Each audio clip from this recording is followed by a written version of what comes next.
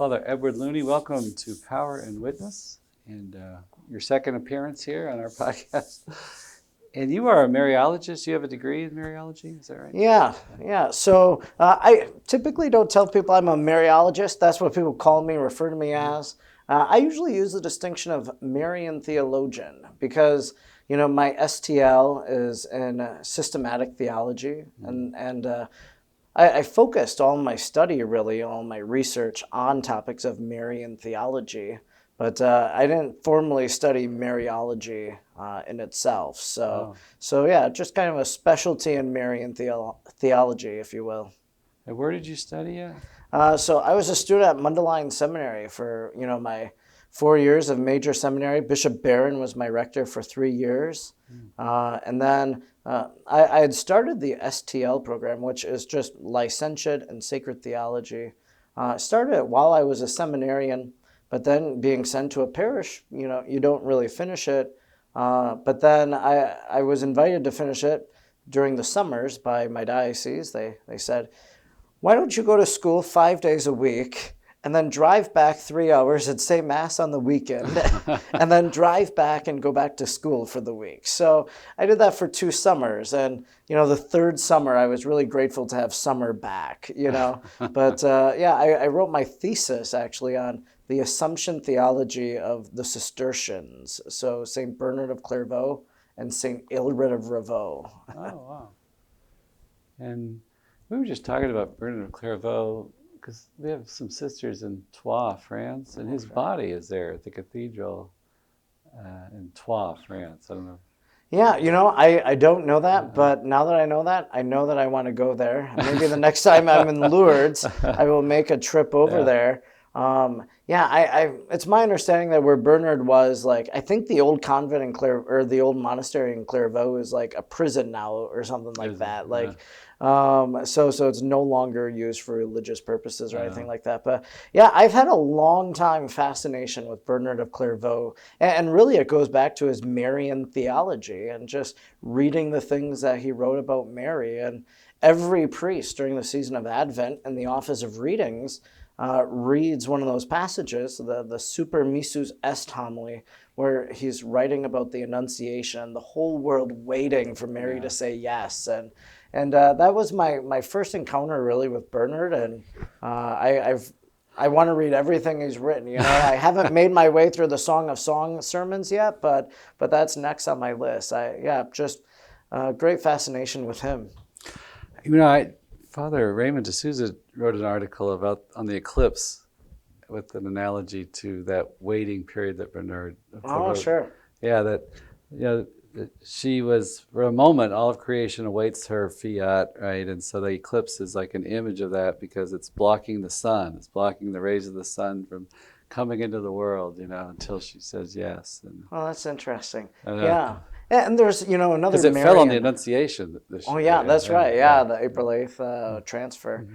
And, another analogy that people could make is really from the French school of spirituality, which is all of these different French priests writing in the 1700s. But, just kind of the solar analogies about the sun and the moon and everything like that, and how the sun must be the center of our life and everything, revolves around the sun. Mm-hmm. And, there's so much that the spiritual life can even relate to, something as exciting and interesting as the solar system. Yeah, definitely. And let me ask you real quick. I was just talking to a Protestant friend of mine in the office too. Doesn't St. Bernard have that reading about the altar? There was 2 altars at Calvary, right? That Jesus being offered to the Father, offering himself, I guess, and but the heart, Mary's heart was on the altar in her compassion with our Lord. And it seemed like a strong presentation of co-redemption. Yeah, for sure. So if I'm not mistaken, that's the office of reading for the Feast of Our Lady of Sorrows on September 15th. And, that's one of Bernard's other popular, I would think, Marian homilies. Is just about Mary's closeness to the foot of the cross. And We do see that, especially as priests. There's this prayer in the back of the missal that we could say before Mass, and I've kind of paraphrased it and made it my own, for better or worse. But I simply pray before every Mass, like, Mary, just as you stood by the foot of the cross, stand by me now as I celebrate this Mass. And so there is this maternal presence of Mary at the Eucharist, because it's Calvary. And there were two stations of the cross that I noticed this past Lent. One of them is actually in my parish that I currently serve at in Shawano, Wisconsin, and the other was at the Shrine of Our Lady of La Leche in St. Augustine, Florida. But the crucifixion scene is Mary right there at the foot of the cross, and John, and so Mary is bowed in prayer, and John is in the orans position. And so, like, as I saw that, and as I meditated on it, today we have the notion of con-celebration, something that emerges after the council, but kind of John there, kind of as a con-celebrant there of Calvary. If the sacrifice of the cross is the Mass, well, there John is as priest, and Mary as the faithful, and so it was just one of those powerful images that you saw, you pray with, and kind of leads you to further contemplation and meditation. Yeah. And how, I don't know if this was part of your studies, but like to describe that, her contribution at Calvary, how would you describe that? So that's a intense question, right? And I know that on your podcast, because I am a listener, you interviewed Monsignor Culkins, God rest his soul. He passed away earlier in 2024, but he was the great theologian of the co-redemption, and this notion of co-redemption is something that it's what we believe. Whether it should be dogma or just doctrine, but it's there, present in the writing of the saints. But, Mary's experience of the cross, I think you could talk about Mary's faith, just the fact that she is filled with faith and belief in the cross, of what is to come after this moment. She lived her life with Jesus. And so I think if you kind of look at the totality of Mary's life, perhaps as she's there at the foot of the cross, all of it begins to make sense, and she processes it. And in her grief, in those hours and the day after and waiting, the reason why we keep Saturday in honor, or Saturday in honor of Our Lady, is because Our Lady waited for the news of the resurrection. And so that's why we keep this every week. Really, Saturday is dedicated to Our Lady for that purpose, because of her waiting. But I'll never forget this. Roma Downey produced a film a number of years ago called Resurrection. I think that was the name of it. And powerful, after the crucifixion, kind of the waiting for Jesus to rise from the dead. And the apostles, they come to Mary, and Mary just says, can you not wait? He said in 3 days he will rise. I believe that, And I think she probably said that, this is just an artistic depiction. But if you look at everything from Mary's life, from the prophecy of Simeon to those intimate moments that we don't know, that she spoke with Jesus and what Jesus would have shared with her about what was to come, she had an understanding of what this moment was and what she was experiencing. But there's really that union, the union of the hearts at the cross, the heart of Jesus with the heart of Mary. It's almost as if they beat in unison together. And this is kind of a Fulton Sheen analogy, but when he talks about the Assumption, he talks about the love of Jesus and Mary for one another, and how Mary is assumed into heaven because because of her love for the Son, and the Son's love for the Mother, and the love brings her body and soul into heaven. And so there is this union of the hearts, and we see that with our Sacred Heart, Immaculate Heart devotion. But there is a unification of the two on Calvary.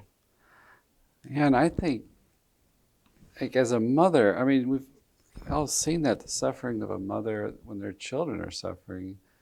It's not like an onlooker. There's a different quality to it. And I know, John Paul II talked about that she, what's unique about her, she participated in the events themselves, right, of Jesus's life. And so she is there at Calvary. And to me, it's just, her suffering is going to be a difference in kind, being the mother. One that, she gives the flesh at the incarnation from her.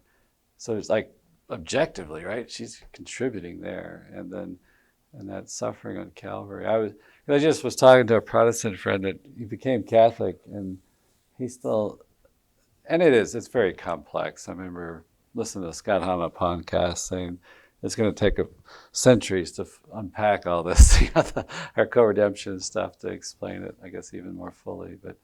But yeah, I think it is a great mystery, but there's something that suffering of a mother, I think, is just unique, and special.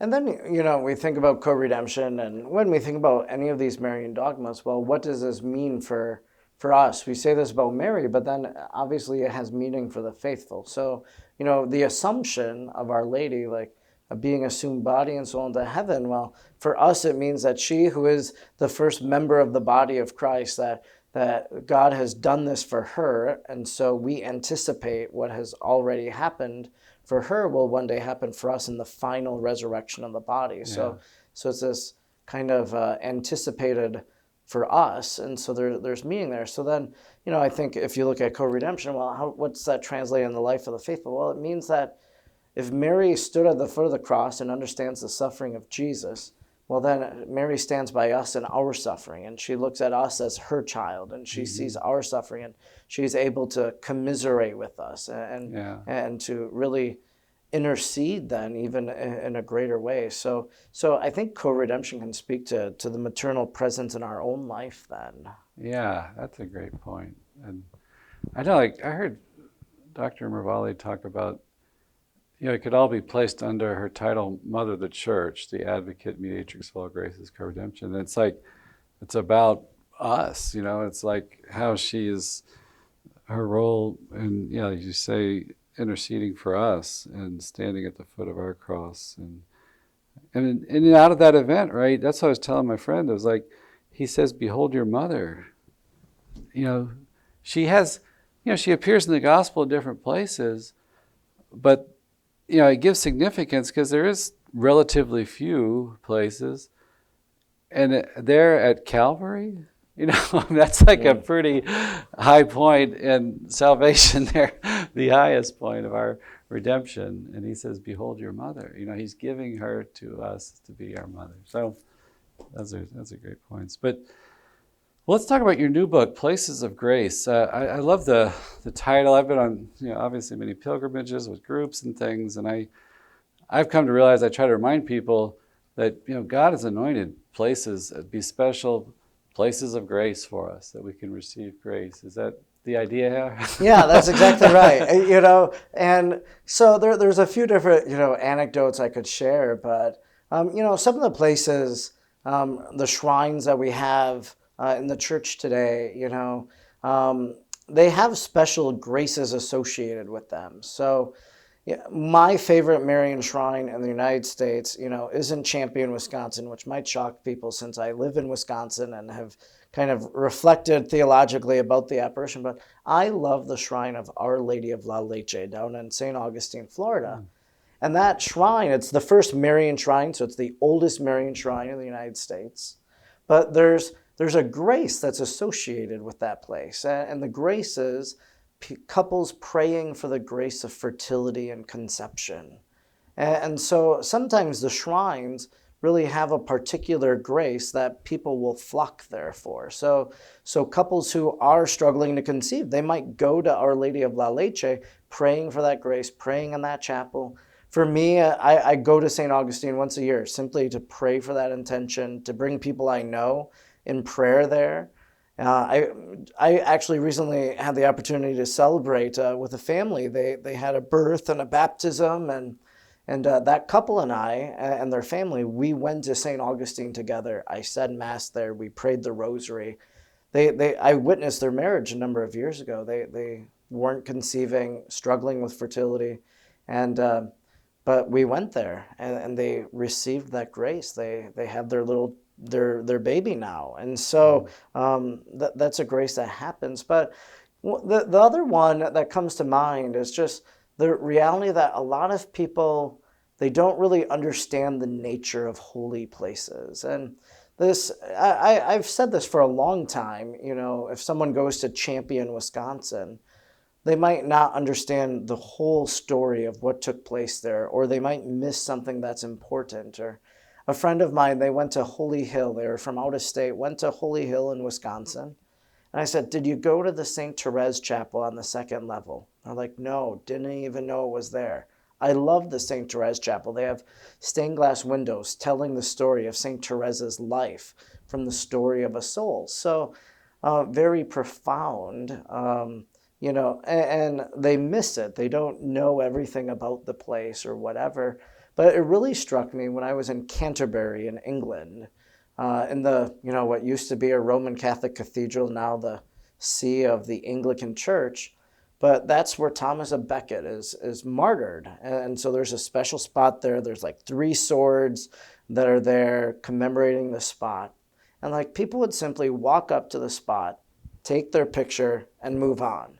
There was no moment where they paused for prayer. They didn't remember Thomas à Becket. They probably don't even know what they just took a picture of, but they just thought this was a place they should take a photo of. So I really want to help people understand that these places like Canterbury, or anywhere else for that matter, like these are places of grace. That was a place where a man gave his life and witnessed for being a follower of Jesus. And so like that should mean something, that I want to be faithful till the end of my life to the faith that I profess. So I want people to appreciate the places that they go, not just to take their pictures, but to really integrate what they experience into their life. Yeah. Well, let's talk about Champion. What is the grace there, you think, Our Lady of Champion? Yeah, and one of the things I point out too in the book is that, you know, what I name as a grace, so each one I'll tell you like, okay, like the grace of Champion for me was the grace of saying yes. And I kind of tell my vocation story there because I was in college wanting to enter the seminary, but didn't know if I should be a diocesan priest, if I should join the Marian Fathers of the Immaculate Conception, or, you know, where I should go. And so, but it was at the shrine one day in Champion that as I was praying there, and I was serving Mass that day at the shrine, and the psalm response was, Lord, this is the people that longs to see your face. And so as I looked out at the people, and this was before it was a huge pilgrim destination, this was before the approval in 2010, but as I looked out, I'm like, I know each one of these people, and I think this is who God is calling me to serve. And so for me, the shrine and Champion was the grace of yes, of me saying, yes, I will follow God's call. I will study for the priesthood in the Diocese of Green Bay, Wisconsin. And but it's the constant yeses then afterwards as well. I think, you know, the story of Adele Bryce, the visionary who saw Our Lady in 1859, well, hers is a story of saying yes, that Our Lady calls her, gives her a message. She prays for the conversion of sinners. She receives her communion for that intention. She gathers the children and teaches them. So she keeps saying yes all throughout her life until her dying breath, when she entrusts the mission to another individual, saying, you know, be kind to the sick and the old and instruct the children in their religion as I have done. So I think the grace of yes, sure, that was my grace, but anybody's grace is going to be different, what they receive. I think, you know, if there was a singular grace of the Shrine and Champion, you know, Mary, I think it's going to be conversion and it's going to be catechesis. That Mary said to Adele, I am the Queen of Heaven who prays for the conversion of sinners, and I wish you to do the same. So Mary is praying for conversion, and Adele then was to unite her prayer for that intention. For this wild people. Yeah, for the wild people, right? In this wild country. Oh, wild country. So, yeah. And, but that's, I think people go there, and the Fathers of Mercy, they staff the shrine, and they have a charism of hearing confessions. But if you think about the conversions that happen, maybe as people go to confession or as they pray on the property, Yeah, I've been to Lourdes a number of times. I've served as an auxiliary confessor there, and like one of the things I noticed at Lourdes was like people would go pray at the grotto, and as they prayed at the grotto, then they went to confession. It was like they came for Our Lady, and then Our Lady took them to the confessional. And so I think that's a grace, the conversion that could happen in Champion. But it's also a teaching message. Gather the children, teach them what they need to know for salvation. So it's catechesis. And I think catechists go there to pray and entrust their ministry, their teaching, whatever. So yeah, I think those are two graces outside of like the grace I experienced that maybe Champion could be known for. There's graces of healing. There are lots of healings people say that claim that have happened, and the church looks at those and investigates them. But yeah, so lots of different graces, God at work there. And she's one of the titles there, right? Is Our Lady of Good Help? Is that right? Yeah, so that was the original name of the chapel, the shrine for many years. Recently, the Bishop Ricken kind of renamed the place, if you will, and she's now known as Our Lady of Champion, which is the name of the city where the shrine is. So kind of to give it this titular name of the locality that it's in, kind of like Fatima or Lourdes or wherever. So so she's known as Our Lady of Champion, but Notre Dame de Bon Secours, or Our Lady of Good Help, is of course a name in its history. And still a name, I'm sure, that Mary is invoked as when people visit there. It's so interesting to me, though, and this is one of the reasons the bishop chose to rename the place, is that, you know, people would call her Our Lady of Good Hope, for example. Like, they would just, like, get the name wrong. Right. And I just gave a talk the other day, and, like, I taught, like, one of my points was about Adele Bryce and how she loved Mary, and, you know, demonstrating that in the talk. And someone raises their hand and says, well, tell us a little bit more about the Our Lady of Good Hope shrine, you know? And so, like, it's people didn't get the name right. So I think, you know, the new name is good in that sense. So to give it a greater identity. One of our locals passed away a couple of years ago. She had a long battle with cancer, and I was visiting her near the very end, and she was kind of in and out of consciousness a little bit, falling asleep and stuff. And her children were there. I was telling them about my trip. I guess it was a year and a half ago, and I said I went to Wisconsin. You know, Our Lady of Good Help, and I was trying to remember the visionary's name, and she just kind of perked up and said Adele. She told me that she kind of, and I was like, wow, you know, I couldn't remember, but she was in this state of half in this world, half out, and she said That's great. Adele. The fact that she had the consciousness and the awareness of the Wisconsin visionary is not something that happens a lot in the United States. Like, I think if you were to tell your average person that would go to Mass at the cathedral here in Birmingham, oh, did you know Our Lady appeared in America? In Champion, Wisconsin, they'd be like, what are you talking about? You know? And like maybe wouldn't even have a knowledge of what apparitions are. So, but of course, being a devout lady, you know, shouldn't be surprised.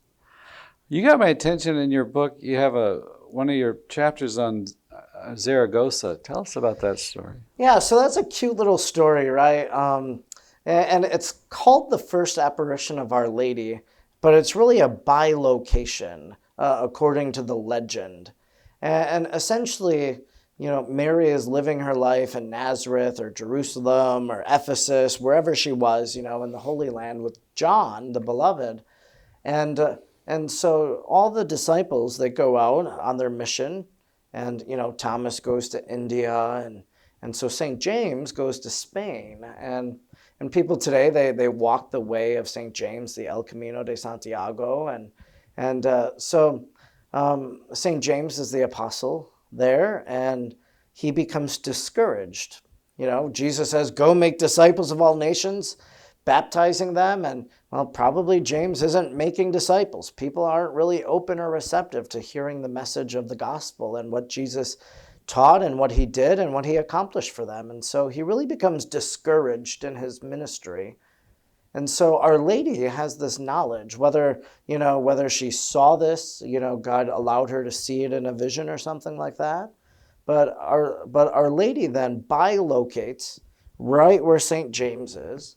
She stands atop this pillar, And she basically gives motherly words of comfort and wisdom and consolation to St. James to really encourage him in his ministry and in his apostolic zeal and fervor. And so this bilocation, known as Our Lady of the Pilar, is in Zaragoza, Spain. And, I went to Spain to go to Agreda, Spain, to visit where Venerable Maria of Agreda, where she was a nun, where she's, there as she's buried in the church of the convent.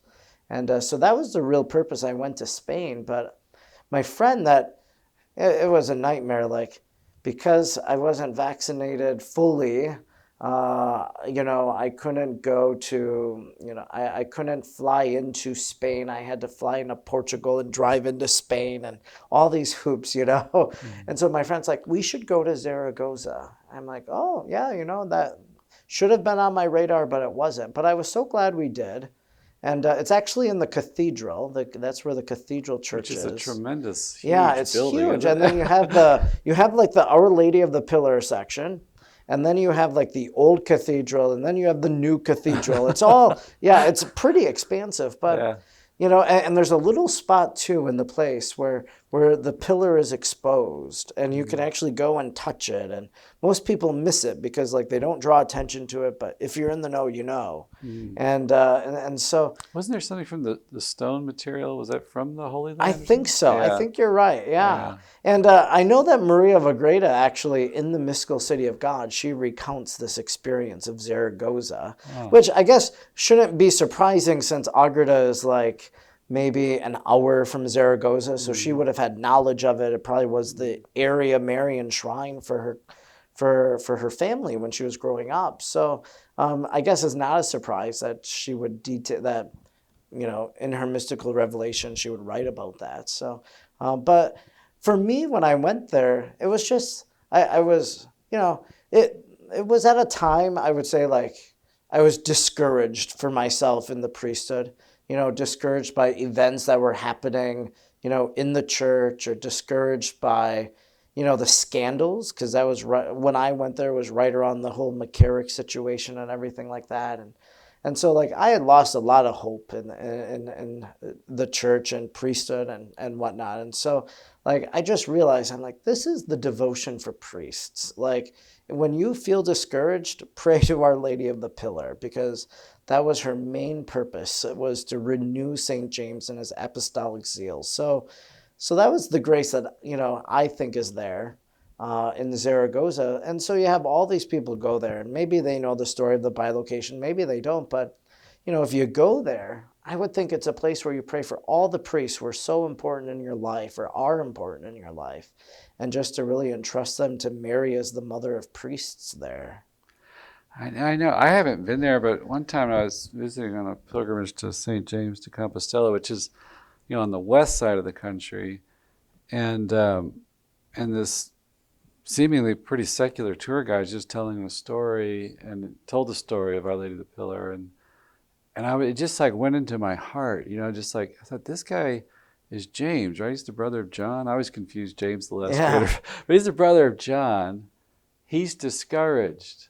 An apostle of Christ came to Spain, and he's discouraged. I could relate to that. Some reason it just spoke to my heart. And so he goes back to Jerusalem, right, is beheaded, and his followers bring his body back to Spain. And correct me if I'm wrong, that they took him to the west coast, which they don't believe he ever made it that far. Zaragoza is kind of in the middle of the country. Yeah. And then people lost track of his body. Then centuries later, through some miraculous signs, they discover his body. And then so you had this big shrine. It's like this massive pilgrimage spot for Europe and really the world now. And, he was encouraged by Our Lady. And because you think about it, he's not having effect in his lifetime, but look at the effect he's had. I mean, how many now, people. Isn't that the case, right? Like people walking the way of St. James. So on my podcast, I just recently interviewed a priest. I wrote a book about his experience on being on the way of St. James. And one of the things I asked him, I said, well, was there like any person that you met, because he's like, I wore the collar, I walked with the collar the whole time. People knew I was a priest and whatnot. And there was this couple, he told me, and he said, they were like living in sin, if you will. They were divorced, they weren't remarried, but all the sins associated with that you can only imagine. And so, like, he really encouraged them to like separate, to kind of reevaluate their relationship until they regularize it with God and the church. And so they're walking the way of St. James, and this priest is able to encourage them to do that. And he loses track of them, gets to Compostela, and there encounters one of them, either the man or the woman, and he says, "Oh well, where's so and so? Where's your companion?" Well, we decided to go our separate ways and sort everything. Like they literally did as he suggested. Wow. And but yeah, that's the influence of St. James. Yeah. All these years later, we're talking 2 millennia later, that people walking in his footsteps, and now they made it right with God in their life. Yeah. It's like, I guess when Mary encourages you, believe it. And I thought it was fascinating too, that who has greater Marian devotion than St. John, who took her into his own or his home, and they're brothers, so he would have had a close relationship too with Mary, after James would, and so I just thought it was a beautiful story. But let's see. You talk about the shrine of in Detroit for Solanus Casey, where he's buried. I went there like a year and a half ago, just after seeing a documentary on EWTN about the woman whose miracle was used for his beatification, that it was so striking. It was this instantaneous miracle at the gravesite. Yeah, at wow. the tomb. Yeah, all the stories about Solanus Casey are just so incredible. And Solanus Casey really won over my heart and soul, when he was beatified. Being a guy that writes a lot and kind of, commentating on different things as they're happening and whatnot, having the foresight, he's going to be beatified in Michigan, and, whatever month it was, November, October. And I'm like, I should write a piece about his love for Mary or something. And so I did. And I wrote it for Immaculata magazine, and they published it. And so I to do that, to study his life, I had to read some biographies. And I turned to one of the popular biographies by Father Crosby about him. And, two things about Solanus Casey really impressed me and were relatable to me, I guess. The first thing was simply that he was hospitalized, and he was almost going to have to, like, they were planning to amputate his leg the next day.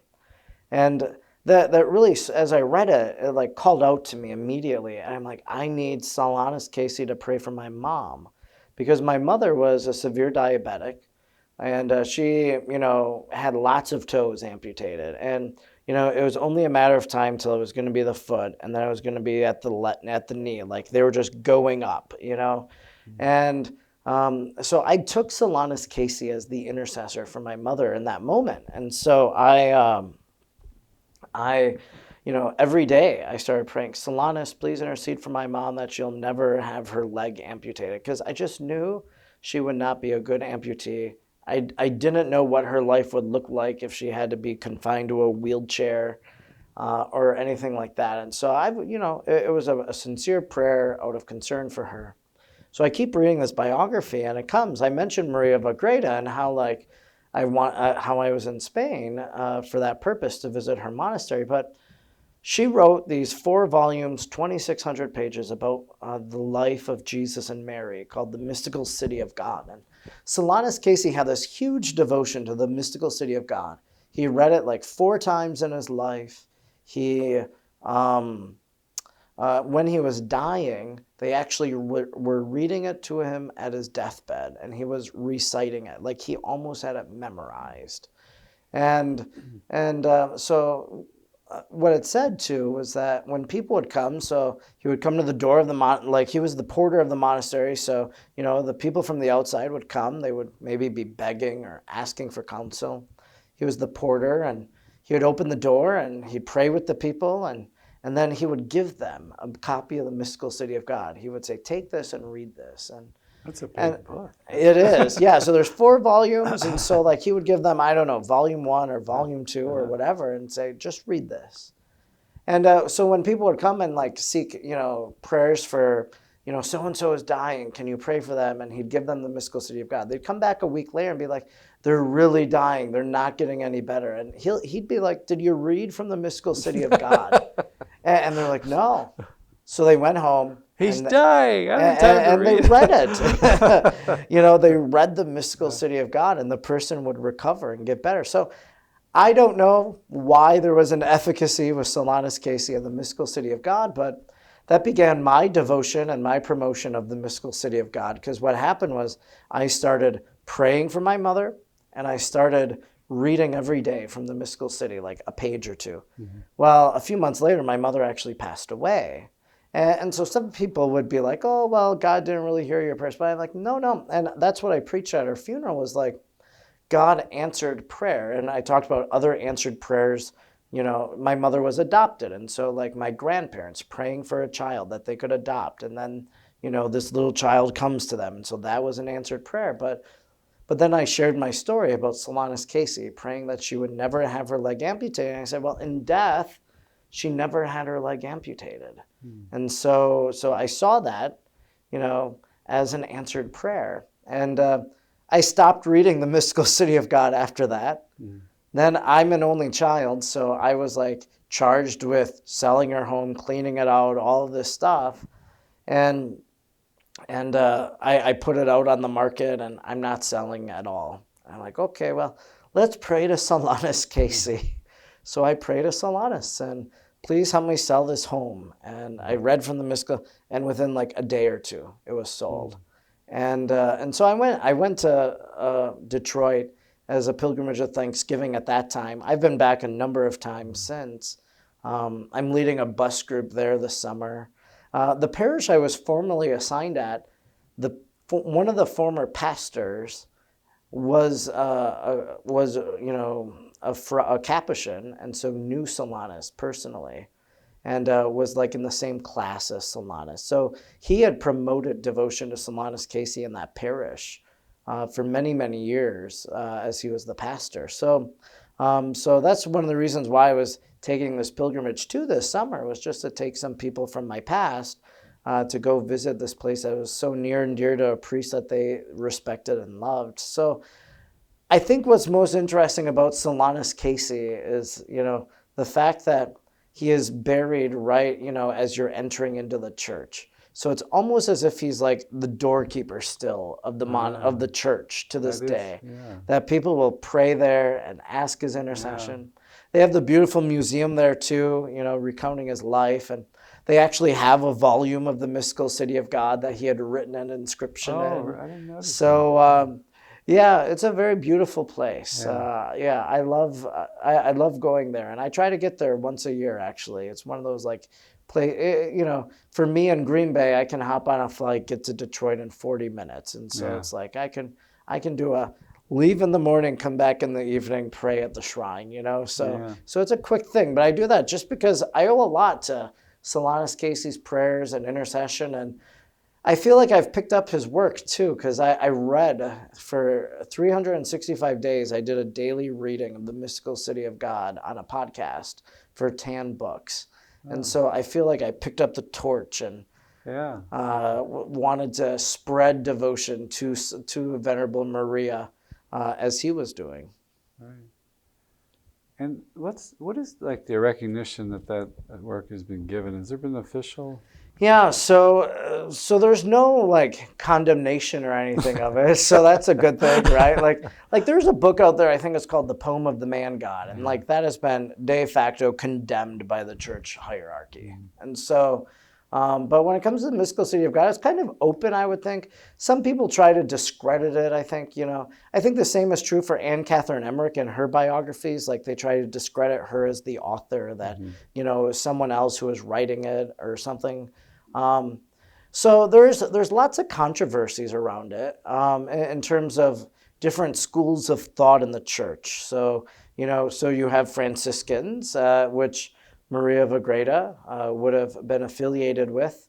And so when she writes about the Immaculate Conception, she's really putting forward the Duns Scotus position, the great promoter and defender of the Immaculate Conception. Well, when you have the Dominicans in Rome who don't necessarily agree with the Scotus position or whatever, like there's this battle and theological camps. And so sometimes I think Maria of Agreda, unfortunately, has become the victim of like two battling theological groups. Yeah. She's incorruptible. So you go to her monastery, you can see her. Like, Wow. I didn't know she's incorruptible. Incredible life. Like she bilocated to San Angelo, Texas, to New Mexico, to Arizona. She taught the Humano Indians their catechism. For like she was living in Agreda but bilocated, just like Mary bilocated to St. James. Wow. And then these Indians, you know, when the priests came and were going to instruct them, they're like, "Oh, we know all about Jesus." And they're like, "How do you know?" And they're like, "Well, this woman in blue, this lady in blue, she told us." And then come to find out, you know, is Maria of Agreda. And in Spain, actually, they have an altar cloth that the natives gave her, and she brought back in the bilocation. She brought this back to the monastery. Wow. So it's like, so it's mind-boggling stuff, you know. And she's not a saint, which I think is a great tragedy personally. But how do you understand? I know, like they talk about with apparitions that, you know, sometimes the visionary might have their lens the way they see it, and maybe some of it's themselves. I know, like Father Benedict, he loved Lourdes because Bernadette was so simple. yeah, It wouldn't even say her name, right? Just the woman or the Immaculate Conception. And how do you see like the role of the vision, like in that particular one, the City of God? How much is her? How much is direct vision? yeah. So and that's an interesting way to look at it too, because like how is the mystical city of God written, or what is it actually? You know, so there some of it would be visions, like Maria of Agreda was granted certain visions, like let's just, you know, imagine that, you know, Maria of Agreda saw the nativity as it was happening, like God transported her to Bethlehem in a vision, and she then wrote what she saw. You know, I'm just using that as an example, not like maybe that wasn't the case, but, you know, so some of it was vision that she saw. Some of it was kind of her own response. Like she would pray over one of the events of the life of Jesus and Mary, and like God would speak to her heart, and so she would write down what she believed she was receiving. So there's that. So there are different ways that, you know, this was written, I guess, you know. So it wasn't like she watched a movie, like God let her watch a movie in her mind and she just wrote it all down. Like I don't think that's the way Maria of Agreda writes the mystical city of God. But I think to your question, like you could ask another question, kind of like, well, how is it like she's the receiver? So then, you know, you have Anne Catherine Emmerich, and if you're going to set aside the Annunciation, okay, so both of them would give an age of Mary. Are they the same age? You know, the location of it, or so like, are the facts the same? And sometimes they're not. And so some people would like to use that then and say, well, why is it that Mystical City of God says this, and Anne Catherine Emmerich says this, and, you know, Maximus the Confessor said that, you know, or something like that. Like they pit them against each other, but they're only the receiver, and so what they write and what they give, like there could be error on their part, and so like maybe they don't get the facts exactly correct. Like Anne Catherine Emmerich, she'll write and she'll say, like, you know, this was shown to me many years ago and I don't exactly remember. Like she'll say something to that effect. Yeah. And so she readily admits that she's a faulty visionary. Yeah. But then you see it too, like talk about Faustina or something. Like I think it's her that ripped up the Diary of Divine Mercy like once or twice, you know, and she rewrote it again, you know. So like you have those instances where, you know, they received the revelation and then like they had to rewrite the revelation once again. So there can be error in it. And I think the whole value of these things is really to, you know, build up an appreciation for. So like, or to enhance our own meditation. Like, there are things from the mystical city of God I never would have thought of had I not read it. You know, Jesus as a child being brought into Egypt and how all the temples to the false gods began to crumble to the ground. Like, that's what Mary of Agreda writes about. Did it happen? Maybe. Is there a spiritual meaning underneath it if it didn't happen? Well, yeah, that because Jesus is the true God, then there are these false gods of my life that like their altars need to crumble, and I Right. need to worship the true God and Yeah. allow him to have prominence in my life. So those are, yeah, so I think there's something there in there to help us appreciate, just the different aspects. And a lot of us have questions. And so hopefully they fill in, but don't take the place of the public revelation of the Bible, for example. Well, I noticed too, we had a great guy used to work here. He was Protestant, very active in his church, and we would talk, and he would tell me about what his pastor was preaching on, and it was all wonderful stuff. And I realized I enjoyed listening to him because he had a different vocabulary, different language for it, and it's like it strikes you sometimes in a new way. When we hear the same formulation, and if somebody says describing the same reality with different words, sometimes it feels like, oh my gosh, this is totally new. It's really not, but it strikes you when you hear it in different ways, Yeah. and maybe it's part of the purpose. And I was thinking about that the other day. In our edition of the Missal, we had some beautiful artwork in it. And there's one for the Annunciation where Mary's at a pray-do, receiving this. And it's like, it's not typical Jewish prayer to be kneeling and stuff. So, you wouldn't think historically she probably would. But it expresses her devotion or faith, her life of prayer. Yeah. So, of course, sometimes she's reading from a codex book, which books weren't like that back then. And, but it communicates, so if Mary's holding a book, well, she's meditating on the word, and it's kind of like the fulfillment of the prophecies from long ago, or Mary kneeling. Well, when it comes to the Annunciation, Mary was, like, I always talk about like there being 3 different advents of Mary's life. And the first was Mary's advent of the Jewish people. Like, as a daughter of Israel, her people and she herself waited for the coming of the Messiah. She goes to the temple as a child. She studies the scriptures.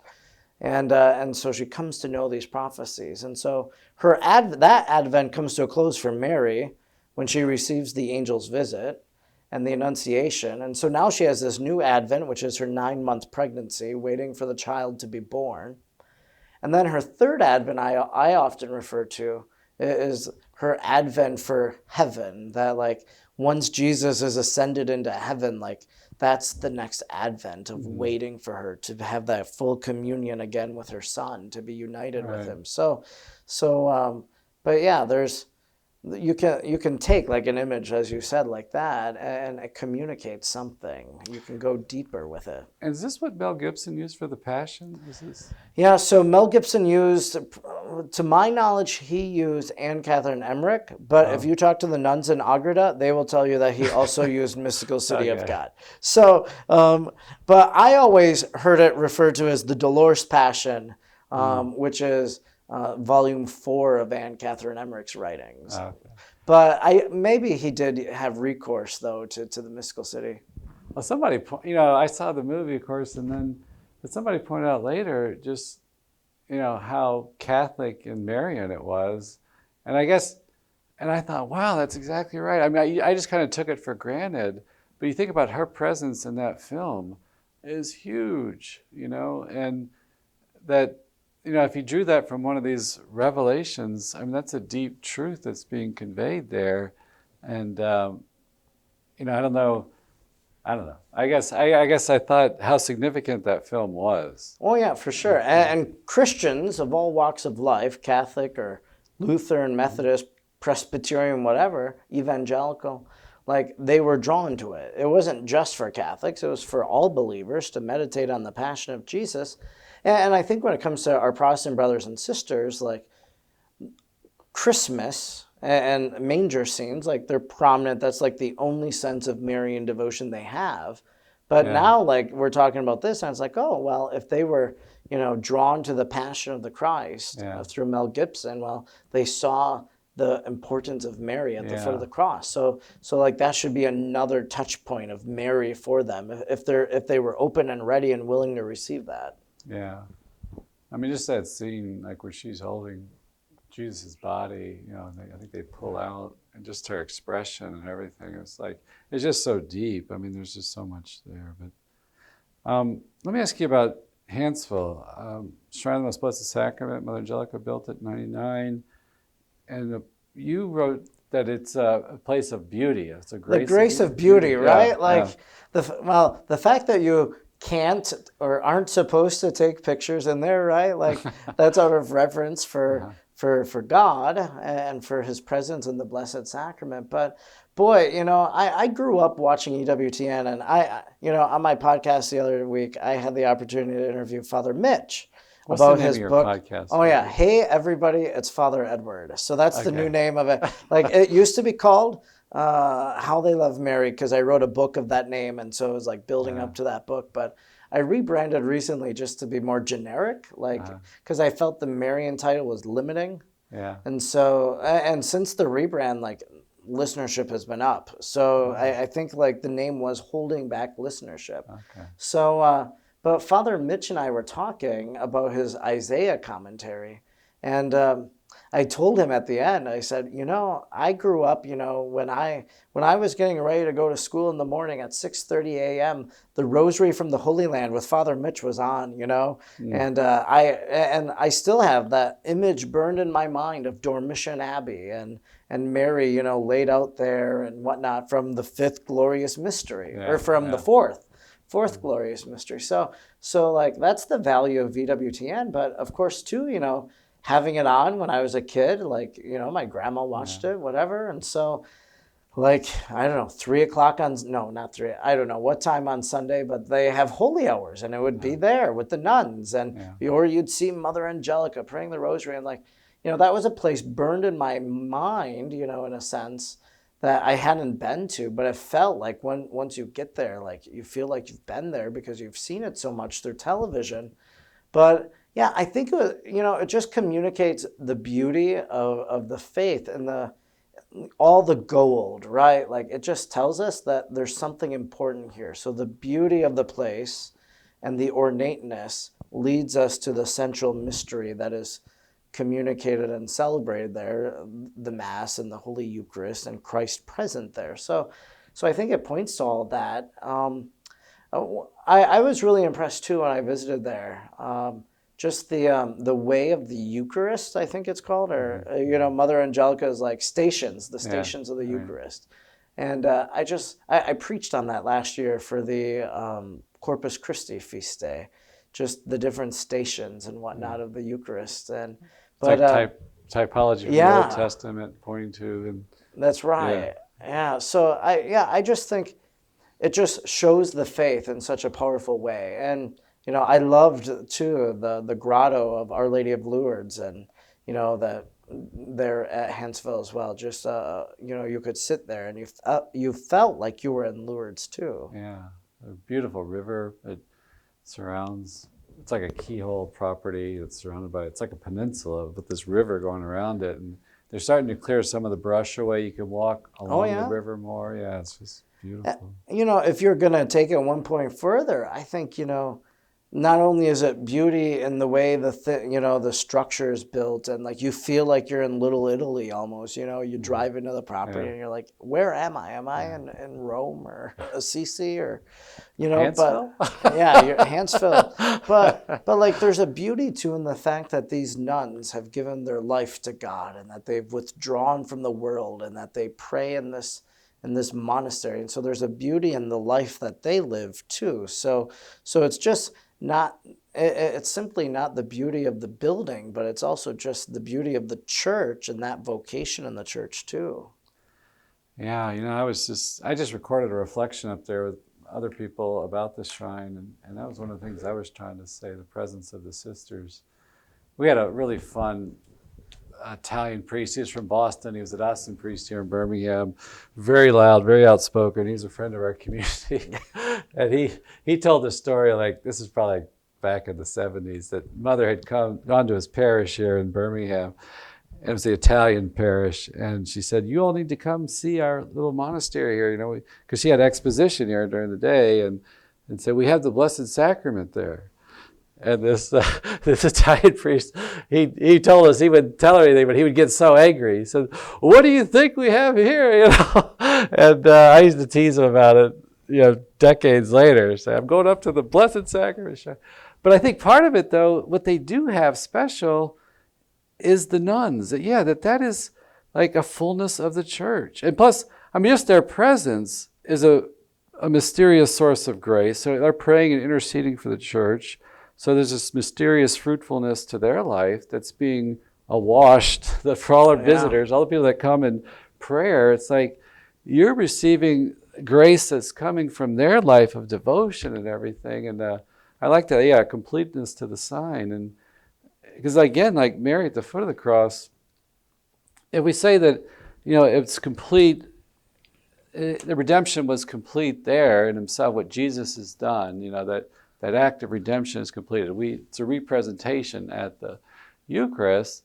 Well, it makes sense if it's complete that you have the fruits of it applied to some human person, the completeness of redemption there in Mary, immaculately conceived and, without sin, and we see that merits the fruits of that grace in her life. So, yeah, and speaking about the nuns, like one of the other aspects that I write about different visits, so we have shrines and chapels.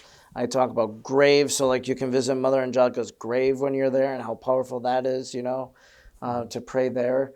But I do have a whole section on like monasteries, and a lot of them are Benedictine monasteries because I was Benedictine trained at Conception Abbey, and I love Cistercians with Bernard and Aelred, But there's a grace of the monastic life and the cloistered life that they live. And when I went to South Carolina to Mepkin Abbey, and I just happened to be there by chance. And this one guy was giving me a tour of the property, and he was the groundskeeper. He was driving me around on a golf cart, and he's like, what's so beautiful about this place is that in the midst of storms and hurricanes, these monks have been here and they've said mass here every single day, without break. There's always been mass there. And so there was something powerful to think about that, to think about the nuns and their prayers in that place every single day, what that's done and how the world is different because of the graces the world has gained because of the life that they live. Yeah. Well, we're kind of running out of time, but the last one I want to talk about is Peoria, and that's where the body of Fulton Sheen is, at the cathedral there. Yeah, maybe to the chagrin of some, like there was this whole legal battle for a decade or something like that to get Fulton Sheen in Peoria. And, just at the cathedral, open like 3 hours a day for public veneration or whatever, to pray at his tomb. Of course, I've been a lifelong reader of Fulton Sheen, and EWTN had his Life is Worth Living on the network, and so you're familiar with him and his writing and his preaching. And so when I went there, I took several of my Fulton Sheen books and just placed them there on his tomb. And I was actually, it was being talked about that I was going to study in Louvain, Belgium at the seminary. And they ended up closing before I could apply. So I went to Mundelein instead. But Sheen went to Louvain. And so for me, I actually had entrusted or made him the intercessor of my seminary studies, that I would be smart enough to make the grade, So, but, it's beautiful. Here you have the son of Our Lady who said Mass every Saturday to Our Lady, and thanksgiving for his vocation and to preserve his vocation. And there's Mother of Perpetual Help right above him. So the mother is still watching over her son. It's a beautiful little place of grace, I think. But you talked about a grace of preaching there. The grace of preaching, just to be inspired. For me as a preacher, I've listened to Fulton Sheen a lot. Yeah. His homilies about Our Lady are truly inspiring, listening on the app, So when you go to a place like this, what is it that you're praying for? And, you could just be, haphazardly driving through an area and stop by a shrine or something, and you don't really, you haven't gone there with a specific intention, so maybe you just pray for whatever you normally would pray for. But I think too, like, you name what it is you want to pray for, and that's Yeah. what I did at Sheen's grave. It's like I prayed that as he was anointed as a preacher and touched so many hearts, that like as I preach and as I'm involved in media stuff, that like that my work could have as great of an, well, it'll pale, right? Like he was great. I'm small, but like that like he can inspire the work that I do. Yeah, yeah. I said something like the same prayer. I prayed for the gift. I visited there one time, and he had a great impact on me. Like before, I was having a conversion experience at the end of college. Before I came to here, and my stepfather had his retreat for priests, like in this plastic binder. It was just cassette tapes, you know. Yeah. And I remember listening to them in the car, and I had never heard anything like that. Never heard Catholic preaching I never heard any preaching like that. And it was so scriptural, so powerful, so dramatic. And then I remember the one that he said on the Holy Hour. He would just recommend one, I don't know if he called it a devotion, but one devotion that priests should do, and that was the Holy Hour. And I started, even though I didn't think I was going to be a priest, didn't want to be a priest, I started making the Holy Hour. And they had these ladies that ran the Adoration Chapel at this parish I was at, and they signed me up for hours and stuff. But because I know the power of preaching, you see it in him. And I think part of it, because he was so scriptural, he stayed close to the Word. And, I just had a huge impact on my life, because I'm like thinking, where did that come from? Because we're going through John 6 right now, and I was thinking about, why did I start doing that as a 23-year-old? Yeah. It wasn't part of my Catholic education or anything, And it's just the power of his preaching that was from a cassette tape from the 70s. Yeah, wow. That's we talk about at some point in this conversation we spoke about kind of just how these things, like it was with St. James, like all these years later, like what happens, and so he preached that back in the 50s or 40s or whenever, and then here you were listening to it, and it's like these things are relevant throughout the ages. The homilies of Bernard of Clairvaux still being read centuries after his death. People are reflecting and praying similarly to him. So it really shows, maybe the transcendence of these things, like that it's always relevant. So we just want to wrap up maybe and say, these places, these shrines are special anointed places. You might not go to the original site themselves, but a national shrine in this country or just a shrine in your diocese. I was just in LA, and I went down to San Juan Capistrano and went to the old missions. Yeah, the original mission. And they had a little side chapel, the St. Peregrine. And they call it a shrine. I don't know if it officially is, but I feel like he was a factor in my conversion. My dad had cancer. We prayed to him for healing and stuff. And I had this conversion experience a couple of years later, but I was connected to Peregrine. So it was so powerful to go pray in this humble, tiny, there wasn't even a prayer card for St. Peregrine. Yeah. But that statue was worn out. People touching, forgot, the foot or something. Sure. People, you got cancer, you're coming for some help, right? And, for sure. It was just so powerful. So just encourage people to tap into these places, right? Yeah, and sometimes it's just your ordinary local church. One of the places I wrote about was a church in England.